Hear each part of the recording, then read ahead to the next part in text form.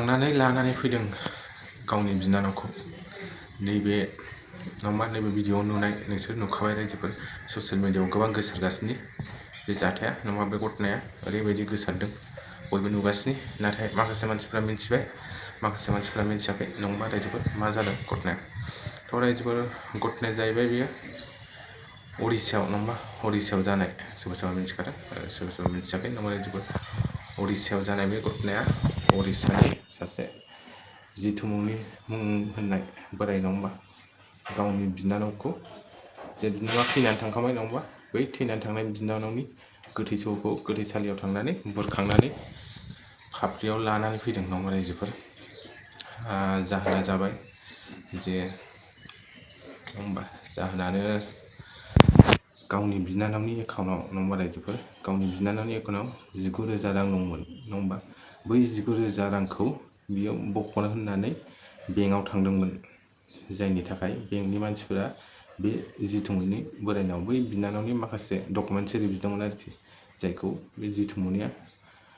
जगार खालामना होनो हायाखैमोन जायनि थाखाय बियो एकदम मोनसे सोमोनांथाव राहा लायो नङा रायजोफोर जायखौ जों सानथावा बेबायदिनो बारे थांबाय थादोंमोन आरोखि नाथाय बेंकनि मानसिफोरा बेनि खामानिखौ मावना होआखै नङा जायनि थाखाय बियो प्रुफ देखायनो गावनि बै मास मोनथामसो जाखाबाय बिनानाव थैनानै थांनाया बै थैनानै थांनाय फबनाय जायगायाव थांनानै बियो बिनानावनि गोथै देहाखौ बुरखांना फाफ्लियाव बाननानै लाबोनानै 3 किल'मिटार गोजान नङा 3 किल'मिटार मावले नङा थाबायनानै फैदों बियो फाफ्लियाव बाननानै लाबोनानै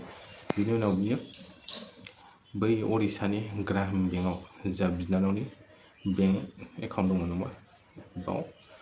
फैनानै बियो दरखंआव फैना बिनानावखौ दोननानै दरना होफैयो। दरना होफैनानै बेबायदिनो गामिनि आरो जायगानि मानसिफोरा नुबाय सोमोनांजोब्बाय सोंबाय लोगोसे खाथिनि साखाथिनि पुलिसनि मानसिफोराबो बिथांनाव सोंबाय बेबायदिनो घटना मा जादों बिथाङा घटनाखौ फोरमायना होबाय नंगौ रायजोफोर। थ' रायजोफोर बे भिडिअ'खौ नुनानै नोंसोर मा सानो नङा गोसोआव मा सानखांनाय फैयो नंगौ रायजोफोर थ' कमेन्ट हरबानो जाबाय थ' घटनाखौ फोरमायना होबाय आं रायजोफोर नोंसोर मा सानो मोनसे मोजां कमेन्ट हरदो आरो गोदानबा साबस्क्राइब खालामना हो आरो जेसे हायो भिडिअ'खौ शेयार खालाम जाहाथे बै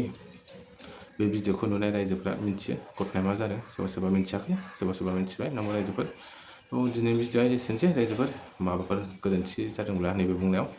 थ' निमाहा होबानो जाबाय थ' भिडिअ'खौ साबस्क्राइब खालामना होदो रायजोफोर। मरीगला पैसाटा मो ओडिया बेकिना आगे मरीगला मो पैसाटा ओडिया बेकी दे पैसाटा नेली आज्ञा कर देबी नहीं कले ताको उठेकिना नहीं आए घर